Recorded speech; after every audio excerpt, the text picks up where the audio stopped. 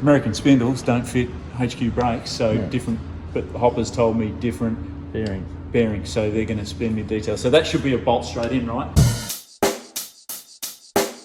Check the mic and make sure it sound right, boys.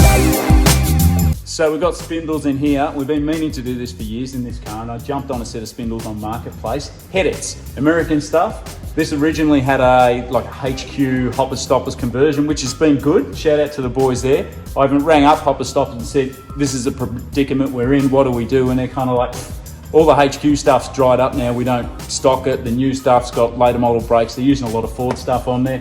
Sort you out with the new kit or shuffle your bearings, throw your discs on the machine, you'll be right, you'll get it sorted. They even give me all the bearing numbers, which really appreciate from those guys. Gone down to Bearing Wholesale this morning, got all that stuff. So we're right to sort out the spindles, because if the car ain't low, we ain't going. That'll get this sorted. Gonna have to make a adapter plate for this caliper here. So I've got to really get that sorted to draw up and get it to the laser cutters, and then get it to the machinist to deck it where it's got to be, I suppose, in this, I'd call it Y off centre line, however you work. That'll get the front sorted. There's a bunch of lines under here that are disgusting and have always been a pet hate of mine from the previous build on whoever built this car.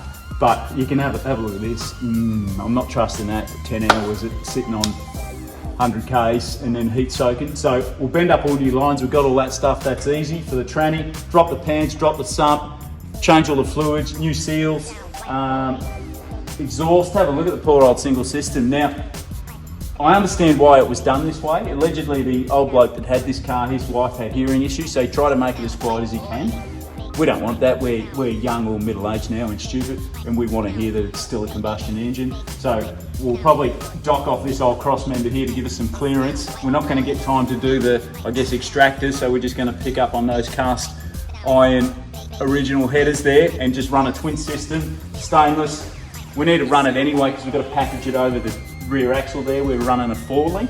So crossover pipe. Now we spoke to our mate at Mick at Exhaust Fix in Lilydale, top bloke. He sorted us out with the XP. He's going to hook us up with all the mufflers, hangers, everything. We'll bring it in here and we'll fab it up, pick it up and make it packaged because it's going to be tight. That goes in there.